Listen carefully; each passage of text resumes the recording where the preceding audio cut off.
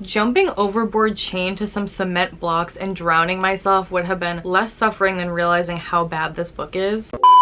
Hi guys, welcome back to my channel. Today we are doing something that's probably gonna hurt my feelings. We're gonna read 1-star reviews of my favorite books. I'm a little scared. Obviously it's not that serious. Everybody has different opinions and likes different books, so this is all in good fun. But I am scared to see what people have to say about my favorite books, and I do feel like I'm gonna be slightly protective of them. I was gonna do the Hunger Games first because I was like, oh, we'll start off easy. How could anybody hate that book? The 1-star reviews are brutal. They're not even like funny. Apparently when you hate the Hunger Games, you hate it. So we're gonna start with something else instead. Let's do Beach Read. This is definitely one of my favorite books of all time and my favorite Emily Henry book, and I'm an Emily Henry girl. If I have to read another Crooked Smile again, I'm going to die. Honestly, fair enough, because that is so overused, and I cannot think of a single person in real life or even like a celebrity that has a crooked smile. So fair enough. If this book was a spice, it'd be Flower. I mean, it's not like a dark romance, it's a rom-com. Oh my god, someone commented, I felt more giddy about Lightning McQueen and Sally and their cars.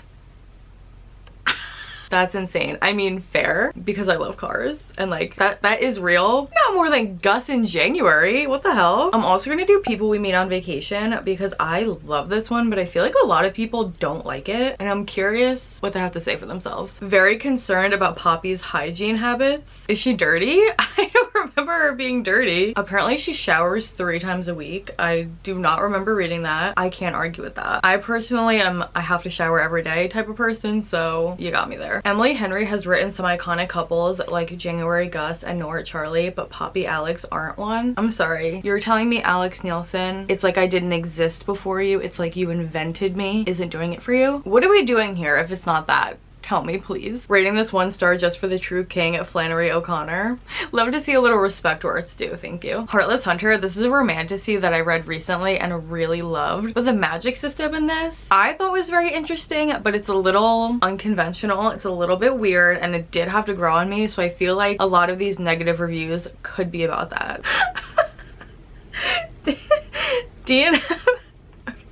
DNF at 43%. My little toe had more chemistry with the foot of the bed than whatever these two had. That's hysterical. I disagree, but that's so funny. This one just says, I'm free. A menstrual cup would be a game changer for her. That might give you a hint on what the magic system is like in this. I'm free is so funny. I'm gonna steal that. Red, White, and Royal Blue. I just know that all the negative comments are gonna be about the politics and how this book is basically set in a fantasy land, which I understand, but I like it. Henry is so boring. Why did Alex keep sucking his dick? You mean HRH Prince Dickhead? Like, please, Henry is my man. I love him. Not too much now. This is the most sexless book ever. Do people think they don't have chemistry? I don't feel like that at all. I don't know if I would say it's the sexiest book I've ever read, but like, they have chemistry, I think. I thought. The Serpent and the Wings of Night, another romantasy I read recently and loved. Sarah J Maas committed a war crime when she created Rhysand. He's everywhere like a cancer. He just keeps spreading and it has become an epidemic. Okay.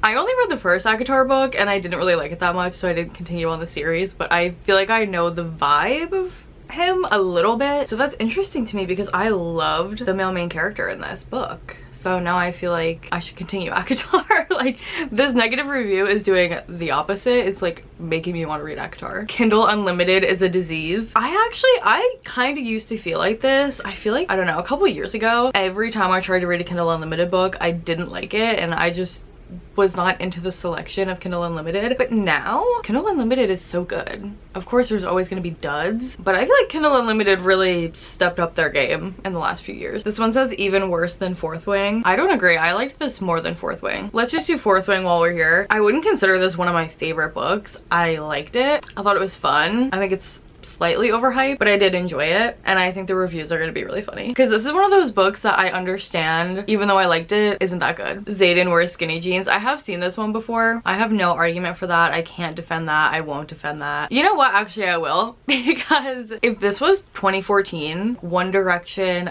5-sauce skinny jean era, I would have been eating it up. I would not have gave a fuck. Now, present day, it is a little outdated and a little scary. This one is just no thank you. At least they're polite. All Roads Lead Here by Mario Mariana Zapata. This is my favorite Mariana Zapata book. I love it so much. I've read it a bunch of times at this point. Another letdown. I just want another Jasmine and Ivan. That's crazy because I actually didn't like From Lukov with Love that much. I thought it was really boring, and they were like cute but not that cute. I wasn't blushing and giggling and losing my mind over them. I feel like this one is so much better.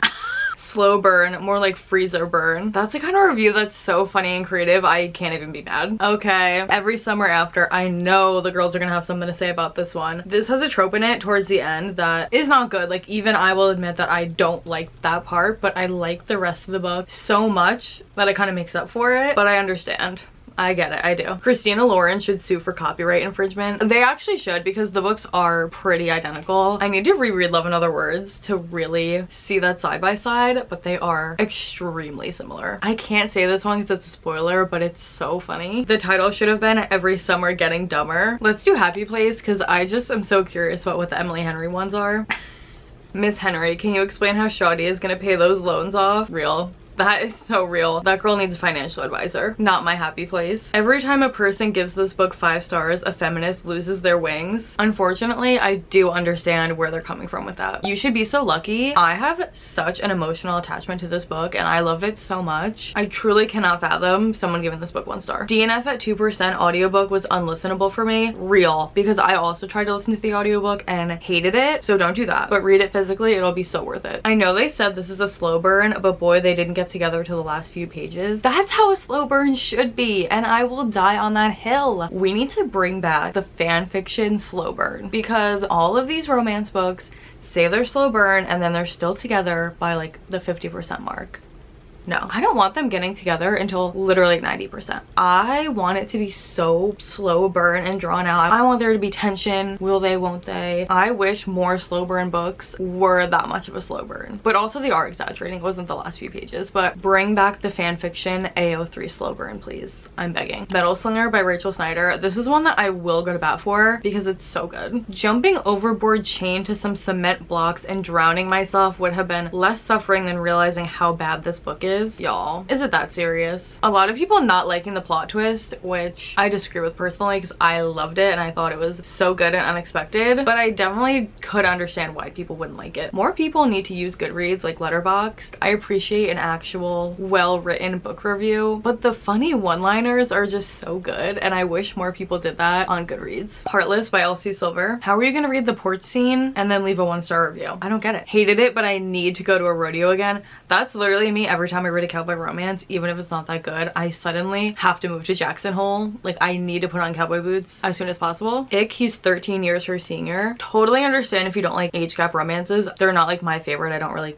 care either way, but she is like 25 or 26 I think, which is like still pretty young, but she's not like 18, you know what I mean? This book made me fucking violent. It's a rom-com. How? I feel like we have to do an Allie Hazelwood because I know a lot of people don't like her, but I love her. I'm gonna do the Love Hypothesis because I feel like it's her most popular, and also like I just know what the comments are gonna say already. I can smell them. This is literally published Star Wars fanfiction, so like obviously there's gonna be haters. I'm not one of them, but I know there are gonna be. Although I will say this isn't my favorite of hers. My favorite is Love Theoretically.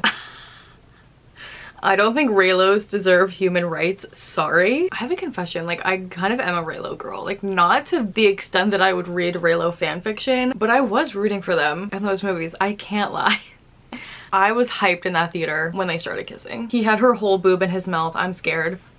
I forgot about that. I forgot about that. Okay. Fair enough, because that's sinister. Anakin Skywalker didn't die for this. That's funny as hell. I'm not even a Star Wars girl like that, but that's funny. Let's do Icebreaker. Again, this is not like one of my favorite books ever, but I did like it. I think I gave it 4 stars, and I know people hate this book, so let's see. This book would have been better if all the characters died. I don't think I've ever hated book characters that much. Bombastic side-eye. So many of these comments are like TikTok, blah, blah, blah, blah, for all these books, which like, okay, then don't read books that you find on TikTok. Like, it's not that hard. We've all been burned by a bad TikTok recommendation, but you get a bad recommendation everywhere. You could be watching a YouTube video, or someone in real life could give you a recommendation. Just because you don't like it doesn't mean it's like a bad recommendation or TikTok lied. Just don't listen to TikTok if you don't like TikTok books, or follow different people. I'm really surprised there are no reviews about the Uber scene, because I feel like if I was gonna give a scene in this book 1 star, it would be that one, because that was insane. So I'm surprised no one's talking about it. This is kind of a tangent, but I'm noticing a lot of people mark their DNFs. Like all of these 1-star reviews are like DNF at whatever percent or whatever page. Do people count DNFs towards their reading goal? Because I would be doubling my Goodreads amount if I marked every book I DNF'd. Why is everybody doing that? Is it just to mark so they know, or is it for reading goal purposes? Let's do the first Harry Potter book, because why not? The first review, Voldemort, rated it 1 star. This is a disgrace to all purebloods. My head looked quite dashing on that strange professor's head. If only I could have extended my stay. Harry Potter, this is not over yet. That's cute. You're a wimp, Harry. He's 11 years old. I mean, a lot of these are about JK Rowling, which could not agree more. An overrated jock is really good at a fucked up game of catch. Not overrated jock, Harry Potter. Poop. Some of these are so stupid, but so funny. You know what? That's a perfect place for us to end this video. That was so funny. I need to start reading 1-star reviews more often, because even if I don't agree with them, they did give me a good laugh. I enjoyed myself. If you want to find me anywhere else, I'll have all my other socials down below as always. Thank you so much for watching, and I'll see you next time.